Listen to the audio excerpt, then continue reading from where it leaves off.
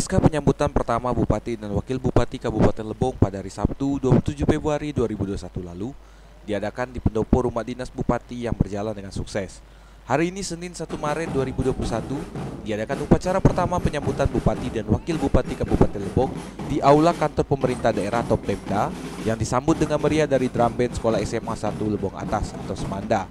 Setelah itu dilakukan penyambutan dengan tarian adat rejang, dan Bupati serta Wakil Bupati Lebong memasuki ruangan. Tak luput pula Bupati dan Wakil Bupati Lebong melakukan silaturahmi bersama organisasi perangkat daerah Kabupaten Lebong dengan terwujudnya visi dan misi Bupati dan Wakil Bupati Lebong yang terpilih, yaitu menuju Lebong yang bahagia dan sejahtera.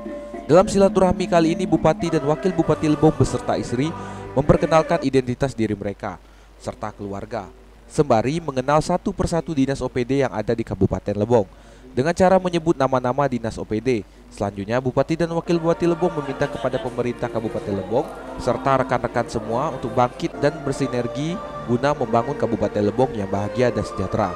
Ya, masalah kesejahteraan pegawai itu kembali kepada haknya dia seperti TPP. Nanti kita prioritaskan, kita harus melihat dulu sebenarnya seperti apa.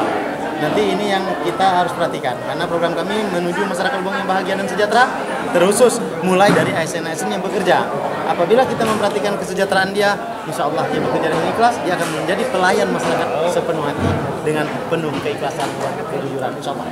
Dari Tubei, Widya Darmadi, Lebong TV melaporkan.